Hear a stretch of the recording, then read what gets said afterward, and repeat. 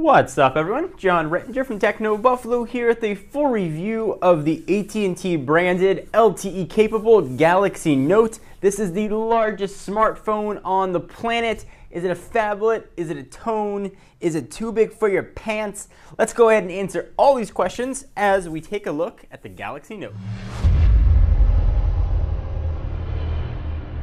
So if you aren't a monster phone nerd like me, chances are you don't have the specs of this phone memorized. Let me recap what you can get in your 5.3-inch package. Just go ahead and make your jokes. It is running Android 2.3, and that is, of course, gingerbread. We are living in an ice cream sandwich world, and a phone with gingerbread certainly isn't looked on with giant smileys and happy faces. Samsung has said that ice cream sandwich will be coming. We're expecting it sometime in March. From a price standpoint, it's going to be $299 with a 2-year contract. But, you know, sometimes deals happen, so you're going to want to check your retailer for updated pricing. From a dimension standpoint, 5.78 inches down, 3.27 inches across, and a very thin 0.38 inches there on the diameter. So it's a large phone, but a very thin phone. And all that's going to come in at a 6.45 ounce package. So not the heaviest phone in the world, despite its size. So that display, 5.3 inches. It's a resolution of 1280 by 800. WXVGA HD Super AMOLED screen. So that giant resolution screen, something we're definitely going to talk about, it's going to give you an extra row of icons, especially when you're on the home screen as opposed to most Android phones that give you 4. We got 5 across, and we'll talk about that screen a little bit more as we move along through the review. Giant phone, giant screen, giant battery. It has a 2500 milliamp hour battery, which Samsung says is going to be good for about 10 hours of talk time. We'll talk a bit more about battery life. Oddly enough, it's 100 milliamp hours smaller than the European unlocked version. Comes in at 2600 milliamp hour batteries. And speaking of differences between the European version, this guy is running a 1.5 gigahertz dual-core Qualcomm-built chipset. I did a comparison of the European versus the AT&T version, so you can check that link out down below in case you want to see what the differences are. But this is the 1.5 gigahertz Qualcomm model. It's got a gig of RAM, 16 gigs of storage internal with micro USB expandability. On the back, we've got, boom, 8 megapixel camera with LED flash that can shoot 1080p video at 30 frames per second. That guy, 30 frames per second, of course, LED flash, but it also has a 2 megapixel camera on the front, right there. Boom, that's the front facing camera. That's why I said boom, in case you were wondering. It is running on AT&T's LTE network with backwards compatibility for HSPA+, or fallback rather, for HSPA+. It's got Bluetooth 3.0. One other bit of note that I'm not really going to talk that much about because for me it's not overly useful. It's got something called an S Pen. Don't call it a stylus. Samsung will get mad. S Pen. Uses Wacom technology. You can draw right on the phone. The most useful thing about the S Pen for me actually was that if you hold down this here button on this here S Pen and you tap the screen, it takes a screenshot. And then you can edit that screenshot and you can draw right on it. So I'll show you a little bit about the S Pen. We'll go ahead and hit that. Pick a color, let's say red, because I'm feeling like I'm in a red mood. Go ahead and exit out of that. And now I can draw. Hi. And I can write stuff and I can do different pressure sensitivity. I think it's got 32 different points of pressure. You can go ahead and erase and do whatever you want. So why'd that be useful? If you need to draw something or sketch something, if you're sending a Google Maps to someone, go ahead and draw some notes right on there. For me, I didn't really use it, but the S Pen doesn't take up much space, doesn't really bother me, so it's always nice to have and not use than to need it and not have it. So for my personal needs, I didn't find they were really useful, but perhaps for you, you might. So hey, the S Pen lives there. That happened. All right, so a lot of this stuff from the full review I covered when I did the review of the international Galaxy Note, and I also did a 30 days later with that Galaxy Note. Both those videos are going to be down below. So I'm going to talk about what makes this version unique and my thoughts and opinions on it, and I'll recap very quickly my thoughts on the Galaxy Note. So I was using the European version for the better part of a month and a half, and then I switched over to the AT&T version. So for about 2 months, this has been the only phone that I've been using, the only phone that I've very happily I've been using. The first thing you got to know about the Galaxy Note is it's a big phone. And on paper, you look at 5.3 inches, you're going to say, no way, too big. That is ridiculous, silly. I'm going to look like a madman or woman talking on this phone. Yeah, you look a little bit silly holding it up to your head. I personally love the extra screen real estate. It's been absolutely tremendous for me. When you go ahead and look at a website, let's go ahead and launch Techno Buffalo here, you can see where things really come in handy. That extra resolution, extra screen size means you're going to get more content on the page. So if you're someone like me that likes to do a lot of work on your phone, this is going to be tremendous. So right here, I can view almost 5 articles on one page. And generally, high-resolution phones I haven't enjoyed because things look so small, because the screen's so small.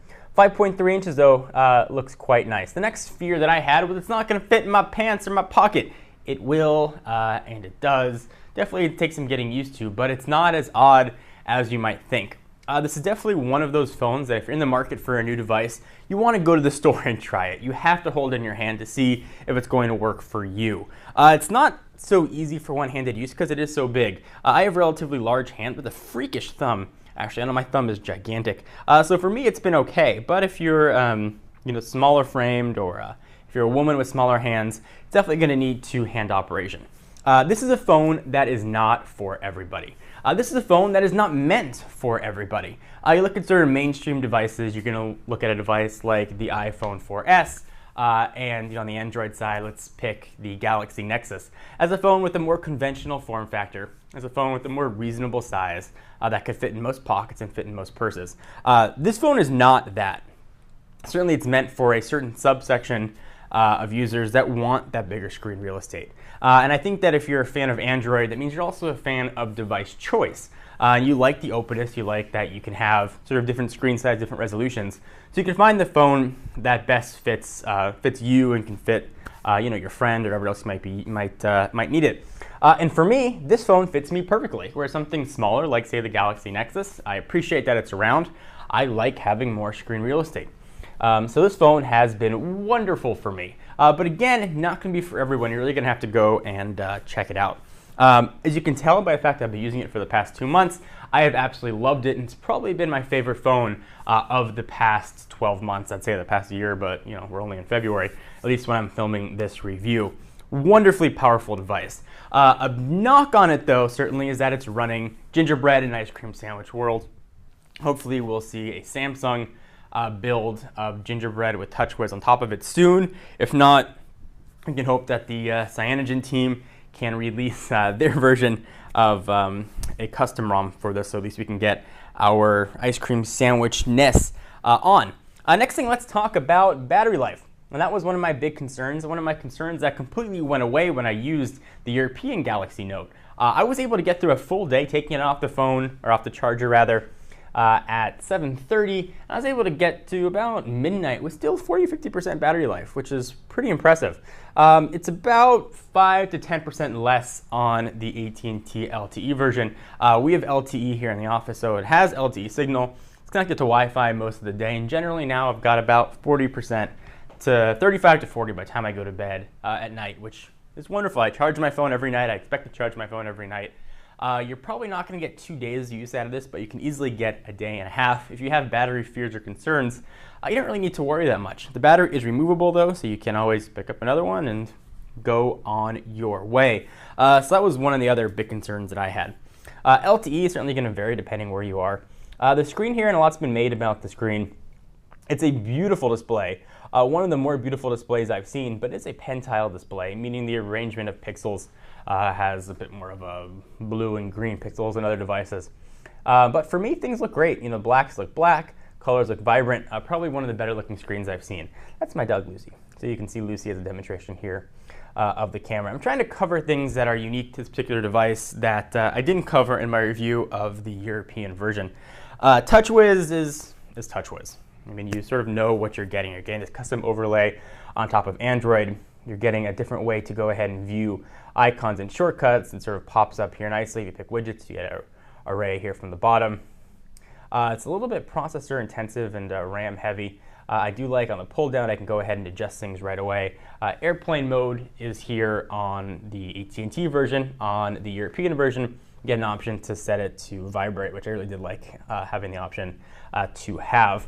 Again, Android, you can obviously customize and make it your own, which I've done a little bit of to sort of make this phone work for me. I've got a custom unlocker here. I can go ahead and unlock it. I can go jump into mail and go to messages, or I can call my wife. So I'll go ahead and unlock. I'm not going to call her on camera.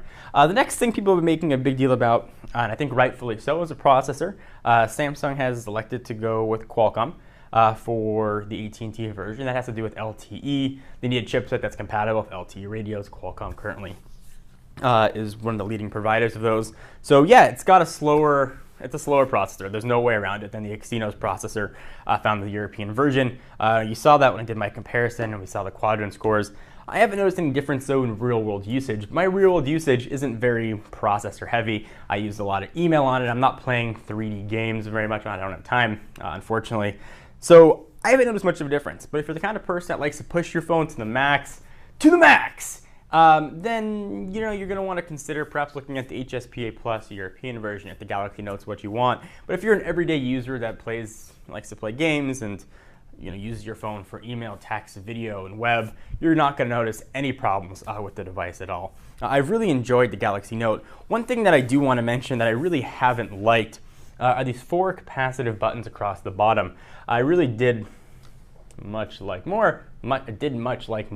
I speak English. The main home button here on the European Galaxy Note. But that's a design choice, and if you never had the European Galaxy Note, you're going to be used to these capacitive buttons. Next question that I always get is, what's going to happen with these buttons once Ice Cream Sandwich hits? Good question. You've probably seen the Galaxy Nexus that doesn't have any physical buttons. It uses sort of virtual buttons. These are going to be repositioned. The menu buttons are going to do something a little bit different. Home button, if you hold it down, you can launch multitasking. They're still going to be in use. You're not going to have virtual buttons here with the Ice Cream Sandwich build that Samsung is going to put out or that the Cyanogen team is going to be putting out. So hey, hopefully that helped answer your question. So overall, I really enjoyed this phone. It's a phone that's going to be in my pocket, and I've got access to pretty much every device out there. This is the one that I am choosing to carry with me. It's definitely a very polarizing device. It looks a little bit odd at first. Something you have to get used to. But for me, this is where I would put my smartphone dollar right now if I was looking to get a phone today on a 2-year contract. This is the Galaxy Note, available for AT&T. Be sure to check us out at technobuffalo.com for all of your tech news, reviews, and unboxings. I am John Rettinger, and I will see you in the next video. Bye-bye.